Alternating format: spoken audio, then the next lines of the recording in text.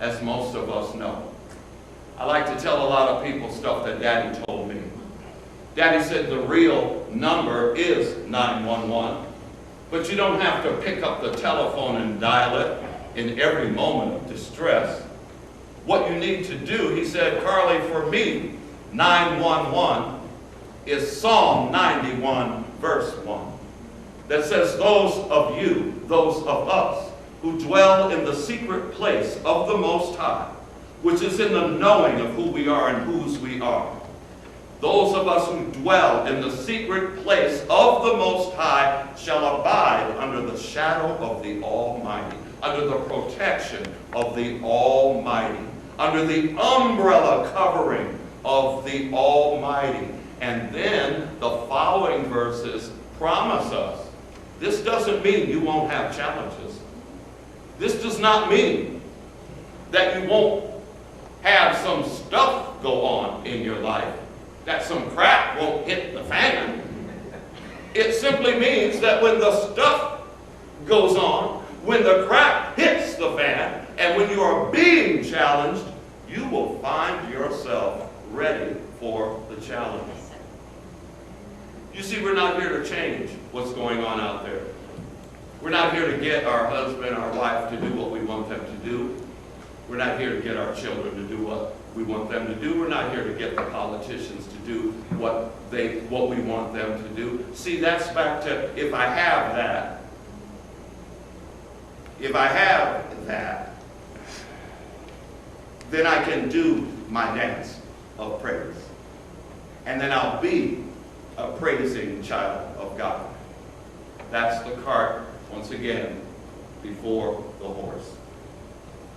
So Colette also reminded us that we are responsible. I, Carlos, am responsible for the amount of peace I allow to present itself in my life. My mom's not responsible. My sisters are not responsible. Timothy's not responsible. President Obama is not responsible. I am responsible. And that should not be a scary thing to me.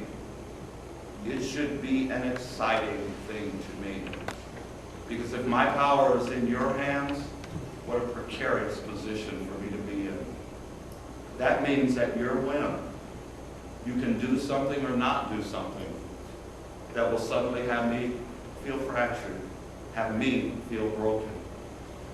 So for me to take responsibility is important. And another scripture says, work while it is day. Work while it is day. Hurry, children, hurry.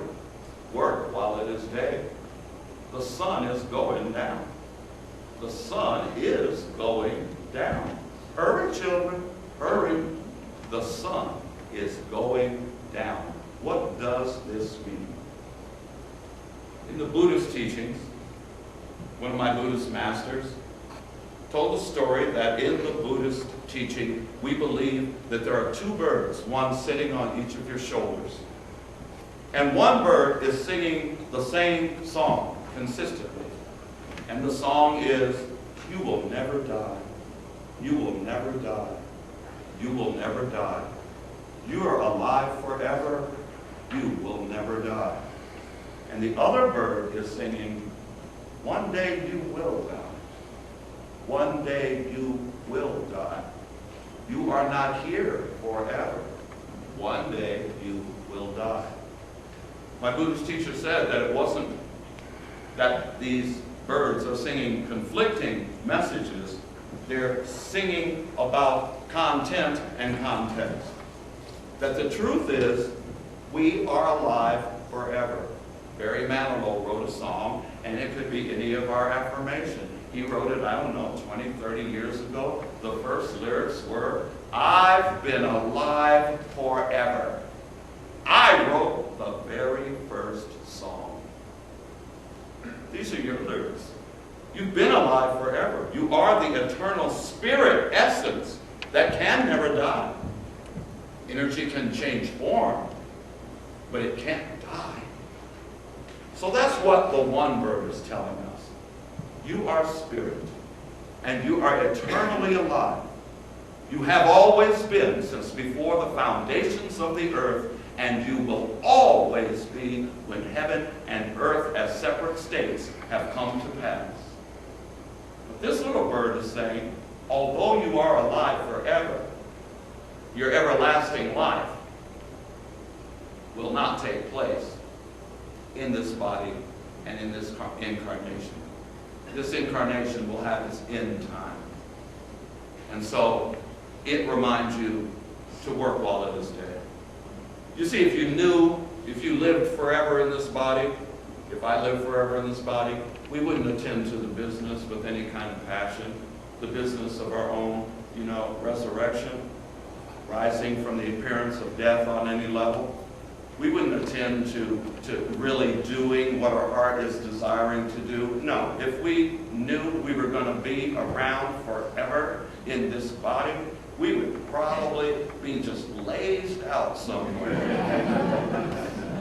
We would probably be as years ago, my son, I had to really work to stop judging against my son through a period because I would go in and I would see him just kind of sitting around when there was a lot of work to do. And I'd say, "What are you doing?" And he'd go, "Chilling." I used to want to grab that boy by his head. "I am so tired of you chilling." And I would say, "You don't have time to chill. Not today. We got to rake some leaves. You don't have time to chill. We got to get the garbage out. You don't have time to chill. There's snow to be shoveled." I'll get to it in a while. But right now, Dad, I'm just chilling. So this little bird reminds us, you have resting time. Of course, you want to rest and replenish. But this bird wants you and I to know that work while it is day. I spent last week in the Berkshires. I spent last week in Stockbridge at Kripalu, and I had been initiated as a Reiki master 20 years ago, and they were doing kind of a re-up ceremony, a re-up initiation for a higher level of Reiki master, and I went out there to be a part of that, and it was awesome and amazing. But the most awesome and amazing thing that took place for me last week was one day at dinner, me eavesdropping on a woman sitting at the opposite end of the table where I was in the cafeteria. This woman was telling a couple of younger women a bit about her life and how she ended up being at Kripalu, which is basically a yoga institute. She said, "Well, I'm 76 years old, and my husband died when I was 70. My husband died 6 years ago.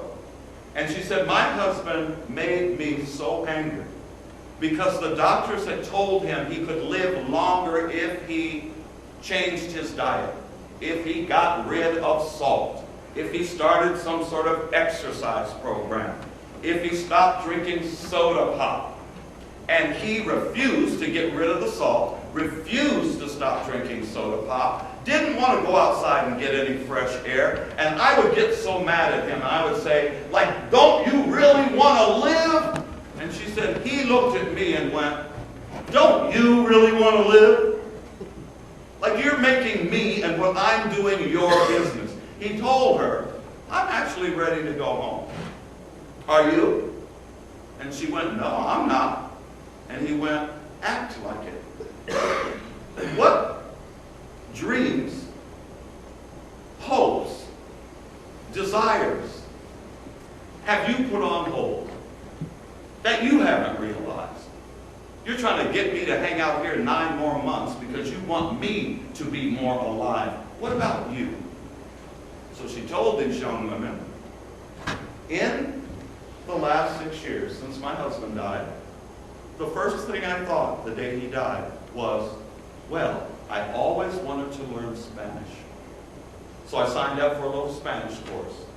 And then the Spanish teacher said, it is easier to learn more than one thing at a time than it is to learn one thing at a time.